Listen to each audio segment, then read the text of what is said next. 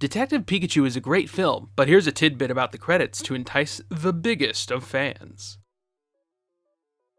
I am serious when I mean that Detective Pikachu is a good movie. It's especially great if you're a diehard or even a casual fan of the Pokemon brand.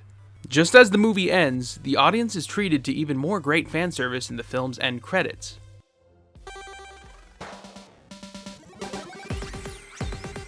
The end credits are great and stylish, celebrating the video game and anime roots of the series. Not only do we get a cinematic remix of the main Pokemon theme, but there's sprites from the original games, comic panels recapping scenes from the film, and some additional art of the human characters in the movie. These illustrations seem to be based on the likenesses of the actors, them posing alongside the Pokemon that they were associated with in the film. This art is nothing strange to longtime players of the games. They are done in the style of the promotional artwork done for the titles. These art pieces are often used to help the developers and even the players visualize the different characters in the game. A great deal of this art is done by an artist by the name of Ken Sugimori. Sugimori started out as a Japanese comic artist who met Pokemon series co-creator Satoshi Tajiri in a comic shop where Tajiri was selling his magazine called Game Freak.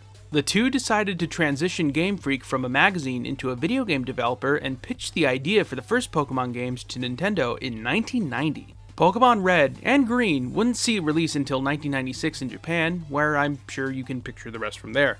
Sugimori served as art director and character designer for most of the main Pokemon games, as well as many other projects of the series like the card game and television show. He was pivotal in the creation of the original 151 Pokemon and continues to be involved in the series and at Game Freak in 2019. Yep, he had a hand in this. And we are forever grateful. One question that lingers in my head, however, is that did he create the artwork seen at the end of Detective Pikachu? I can't seem to find a 100% answer on the matter. The only concrete information in my findings was that he was the main inspiration behind the illustrations. Inspirations. During the credits for Detective Pikachu, Sugimori's name is listed as Pokemon CG Supervisor in a section with other credits for some Game Freak staff.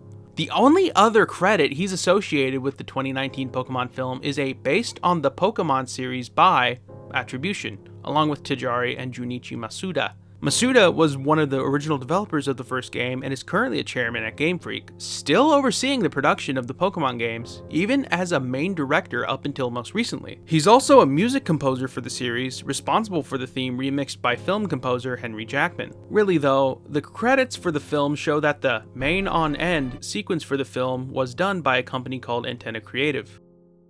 I guess it helps to search for the details, kids.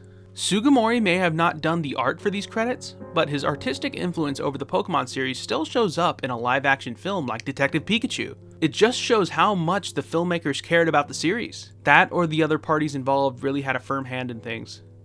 Unlike some video game movies I know.